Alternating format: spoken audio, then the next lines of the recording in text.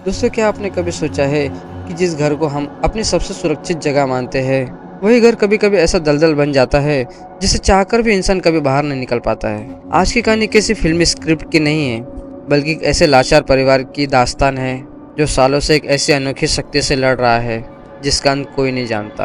कहानी को पूरा सुनिएगा, क्योंकि आज की ऐसी खौफनाक दास्तान में आपके लिए एक बहुत बड़ी सीख भी छुपी है। ये कहानी दिल्ली में रहने वाले एक परिवार की है। घर में सब कुछ ठीक चल रहा था, लेकिन अचानक घर की मुखिया यानी माँ के व्यवहार में एक अजीब सा बदलाव आने लगा। जो हमेशा बच्चों से प्यार करती थी, समय पर खाना बनाती थी, अब वो रातों रात गायब होने लगी। कभी आधी रात को उठकर अजीब सा भाषा में बुदबुदाना, तो कभी घर के बाकी सदस्यों पर हिंसक हमला करना। हद तो तब हो गई जब उन्होंने अपनी मासूम सी बेटी को सीढ़ियों पर नीचे धक्का दे दिया, जिससे उसका पैर हमेशा के लिए खराब हो गया। परिवार वाले बेहद परेशान होकर हर मंदिर, मस्जिद और तांत्रिक के पास भटके, तो माँ के शरीर से वो आवाज़ निकली। उसने सबके पैरों तले जमीन खिसका दी। माँ के शरीर में किसी और की नहीं, बल्कि उनके पिताजी की पहली पत्नी बड़ी माँ की रूह थी। अतीत का एक ऐसा कालापन जिसे सब भुला चुके थे। सालों पहले बड़ी माँ की अपने पति से अनबन रहती थी और वो कोई संतान पैदा नहीं कर पा रही थी। इसी कलेश और समाज के तानों से तंग आकर उन्होंने खुद को आग लगा दी थी। लेकिन मरते समय उनके मन में सिर्फ एक ही भावना थी, बदला और सबका सर्वनाश। जो कि उनका पुराना घर एक शमशान के बेहद करीब था। उस अतृप्त आत्मा को वहीं कोई नकारात्मक शक्ति का साथ मिल गया। उसने माँ के शरीर में कब्जा कर लिया।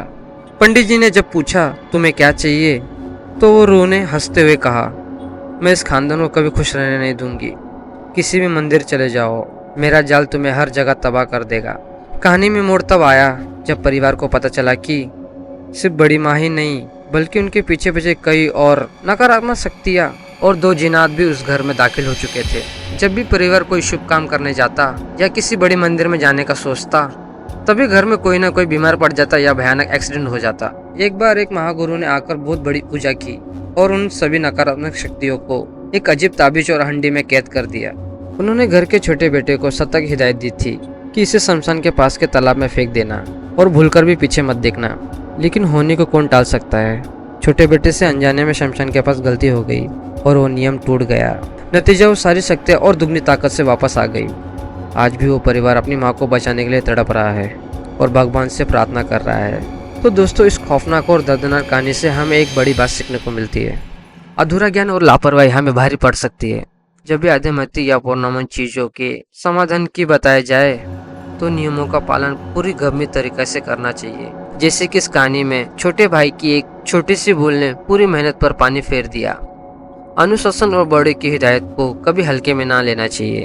अगर ये कहानी आपको पसंद आई या कहानी से आपको कुछ सीख मिली, तो प्लीज़ मेरे चैनल को सब्सक्राइब कीजिए और बेल आइकन दबाना ना भूलिए। तब तक के लिए अपना ख्याल रखिए।